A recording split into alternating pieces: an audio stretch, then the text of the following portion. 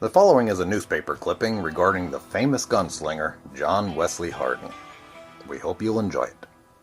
The daring deeds of John Westley Hardin, the Texan preacher's son, caught and punished at last.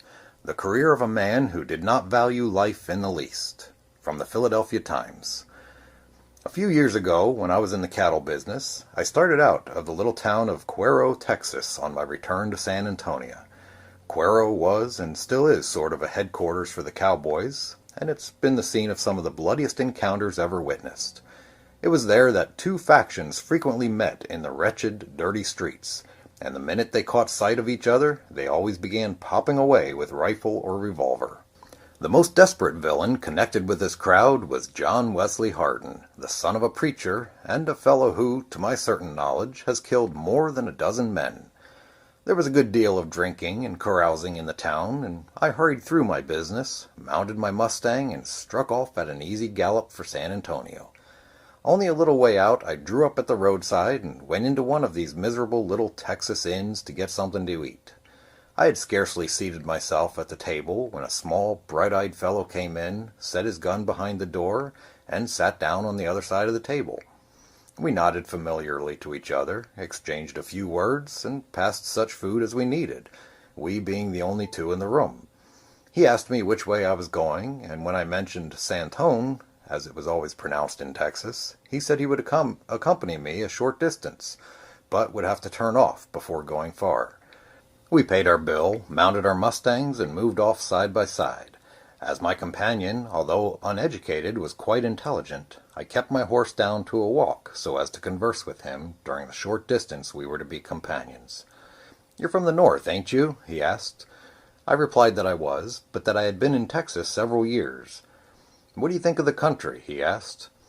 "It has grand possibilities before it," I replied, with considerable earnestness. "Its area is so prodigious that it's capable of making a dozen good-sized states, and its soil, climate, and natural facilities mark it as the coming empire. But it has its disadvantages also." "What's them?" asked my companion more eagerly than grammatically. "Well, one thing is the want of better government. There's too much outlawry. Texas averages a murder a day, and I've heard the authorities state there are a full 1,000 murderers running at large within her borders today." "That's too bad," said he, apparently quite struck with my truthful statement. I concluded I had a native Texan with me, and I would give him a little heated advice, or, more properly, information.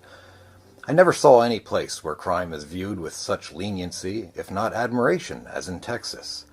The greatest glory of a Texan is to boast of being a bad man, and no one is of much account who has not killed someone. All this has got to change before Texas can make any really material progress. The best thing she can do just now is to hang her Longleys, her Thompsons, and John Westley Hardins. "Do you know any of those fellows?" interrupted the little horseman beside me. "No, nor do I wish to, excepting that I would like to pull one end of the rope that was to hang them.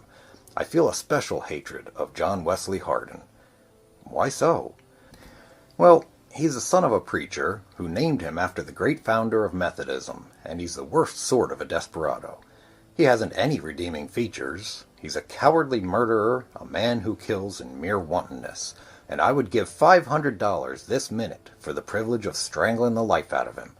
He's a curse to Texas, and there ought to be a reward offered to the first man who will shoot him on sight.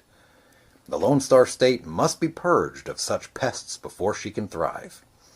"That may be so," said my companion quietly, "but all I've got to say, stranger, is that my name is John Westley Hardin."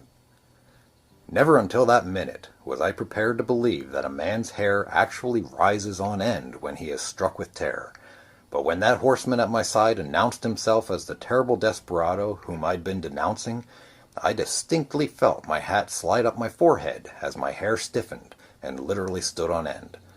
I was transfixed with fear.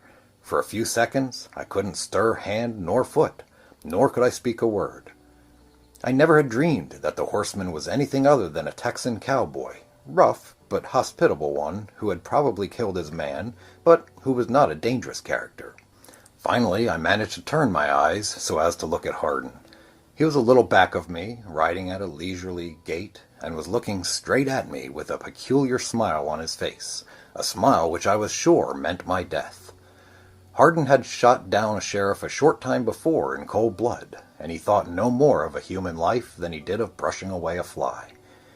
I was certain he would shoot me dead within the next 3 minutes. I had my revolver at my hip, but I did not dare to draw, for the instant I moved a hand in that direction, he would send a bullet through my brain. In fact, I did not dare to move at all.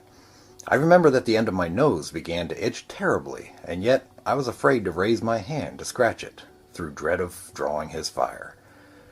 By and by, I managed to stammer, I beg your pardon, but I didn't know it was you, Mr. Hardin." "I judge not," he said, with the same horrid grin on his face. "I've only got a word to add. When you're traveling through Texas, learn who your partner is. Don't talk too free about your betters. Good day, sir." And he wheeled off to the right, while I took to the left. I struck my Mustang into a gallop, but for a few moments I was sure Hardin would send a ball from his rifle after me. And when he did that, he never failed to hit hard.